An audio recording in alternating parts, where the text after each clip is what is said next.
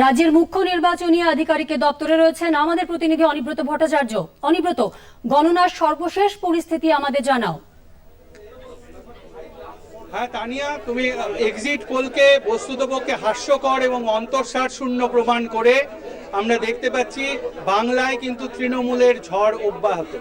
এবং এই যে আমরা মুখ্য নির্বাচন আধিকারিকের দপ্তরে দাঁড়িয়ে রয়েছি, এখানে যে স্ক্রিনে যে প্রজেকশন হচ্ছে তাতে কিন্তু লক্ষ্য করা যাচ্ছে, আমরা দেখতে পাচ্ছি যে রাজ্যে 42টি আসনের মধ্যে তৃণমূল একাই 31টি আসন এখন পর্যন্ত এগিয়ে রয়েছে, বিজেপি 10টি আসনে রয়েছে এবং জাতীয় কংগ্রেস 1টি আসনে এগিয়ে রয়েছে। এবারে আমরা যদি পশ্চিমবঙ্গের মানচিত্রটাকে একটু দেখি, পশ্চিমবঙ্গের মানচিত্রটা দেখলে দেখা যাবে যে এই যে দেখো, যে আমরা যদি একেবারে উত্তরবঙ্গ থেকে ধরি, উত্তরবঙ্গে আগে 2019-এ যে একেবারে গেরুয়ার ইয়ে লক্ষ্য করা গেছিল, হ্যাঁ উত্তরবঙ্গে 2019-এ যে গেরুয়া ইয়ে একাধিপত্য, অর্থাৎ বিজেপি একাধিপত্য বিস্তার করেছিল, সেখানেও কিন্তু এবারে বিজেপি শিবিরে বেশ খানিকটা ধাক্কা পৌঁছেছে।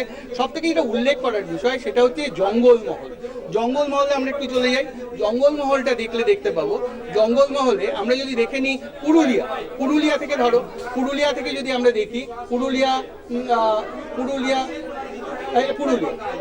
আমরা দেখব, পুরুলিয়াতে দেখা যাচ্ছে যে তৃণমূল কংগ্রেসের শান্তিরাম মাহাতো তিনি কিন্তু 3040 ভোটে পিছিয়ে রয়েছেন।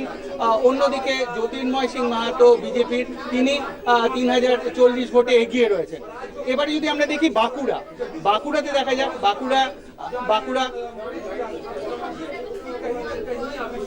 বাঁকুড়াতে আমরা যদি দেখি, হ্যাঁ বাঁকুড়াতে দেখা যাচ্ছে যে তৃণমূল কংগ্রেসের অরূপ চক্রবর্তী তিনি 18,161 ভোটে এগিয়ে রয়েছেন। অন্যদিকে কেন্দ্রের মন্ত্রী ছিলেন ডক্টর সুভাষ সরকার, তিনি কিন্তু 18,161 ভোটে তিনি পিছিয়ে রয়েছেন।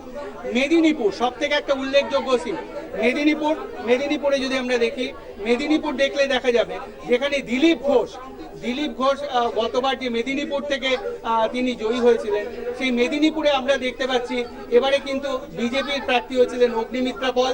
39,165 ভোটে পিছিয়ে রয়েছেন। জুন মালিয়া এগিয়ে রয়েছেন 39,165 ভোটে।